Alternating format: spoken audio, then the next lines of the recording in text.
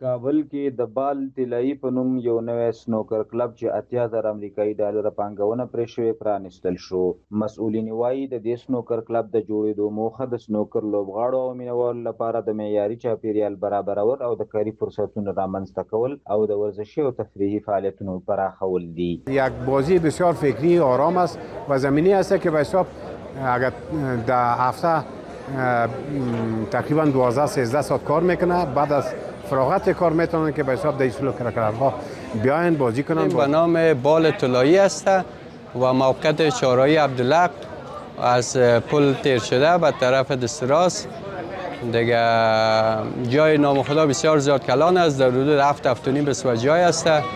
دیگه در حدود 15 تیبل ما داریم و اتاقهای وی آی پی داریم و حدود مبلغ گفتین اینجا ما تقریبا در حدود 80 الی 85 هزار دلار سرمایه گذاری تا فعلا شده. چیزهای میاری که در المپیک بر ما گفته شده، ماده هایی را که گفتن او را کلش ما اینجا جور کردیم، درست کردیم، مطابق قدمو ما رفتار هستن و میزای ما میزای استاندارد است.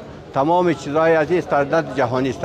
د مسؤلینو په وینا دا مرکز په عصري تجهیزاتو او مناسبو اسانتیاو سمبال شوی او د کابل ښاریانو ته د خدماتو وړاندې کولو لپاره بشپړ چمتو دی. 15 پای میز سنوکر کلب دیجا آوردیم که تقریبا اگر 2 نفر یا 4 نفر بازی کنن تقریبا 60-70 نفر میتونن همزمان دیجا استفاده کنن. یک مصروفیت سالم است به خاطر جوانان که دور از اعتیاد یا مواد مخدر باشد. این خودش یک نوع ورزش است، میتونن هم وقت اضافه خود از این ورزش مستفید شوند. این کلاب تقریبا در حدود 7 بسوا زمین است ایجاد کردیم به خاطر یک رقابت سالم، یک ذهنیت آرام و جوانایی که بیشتر به یک گیم است که به حساب المپیکی است، جهانی است، همگی علاقمند بیشتر دارن.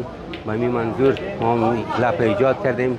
د سیمې یو شمېر اوسیدونکو هم د دې مرکز د پرانیستې هرکلی کړی او دا یې د ورزش د ودې او ځوانانو ته د سالمې تفریح د برابرولو په برخه کې یو مثبت ګام بللی دی.